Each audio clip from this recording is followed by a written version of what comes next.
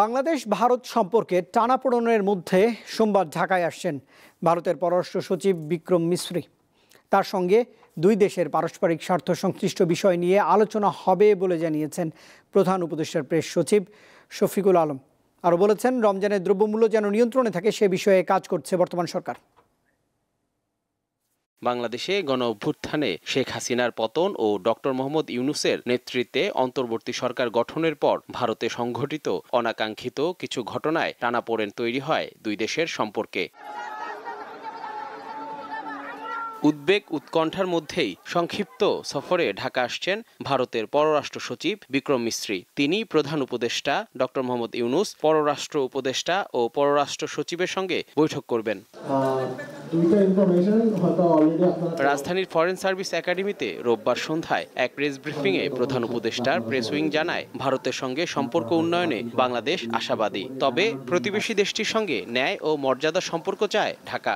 ইন্ডিয়ার সাথে আমাদের যে মিউচুয়াল ইন্টারেস্টে যে বিষয় আছে প্রত্যেকটা জিনিসই আলাদা হবে, এর প্রত্যেকটা জিনিসই আমাদের কাছে ইম্পর্টেন্ট। এক প্রশ্নের জবাবে তিনি জানান, ভারতের সঙ্গে প্রত্যর্পণ চুক্তি অনুযায়ী কিছু আইনি প্রক্রিয়ার পর শেখ হাসিনাকে ফেরত চাওয়া হবে। আমরা শেখ হাসিনাকে দেশে ফিরিয়ে এনে আইনের সম্মুখীন করতে চাই। প্রসিডিউরটা আমরা কমপ্লিট করছি, সেটা কমপ্লিট করার পরে আমরা ফর্মালি অ্যাপ্রোচ করব ইন্ডিয়াকে তাকে এক্সট্রাডিশন করার জন্য। বাজারে ভোজ্য তেলের সংকট প্রসঙ্গে প্রেস সচিব জানান, বিষয়টি সরকারের নজরে আছে। সয়াবিন তেল, সয়াবিন বা পাম অয়েল এটা পান, সেই জন্য কিন্তু আমরা সিরিজ আকারে আমাদের যারা মেন যারা ইম্পোর্টার তাদের সাথে কথা বলেছি, তাদের জন্য এলসিটা ইজি করা হয়েছে।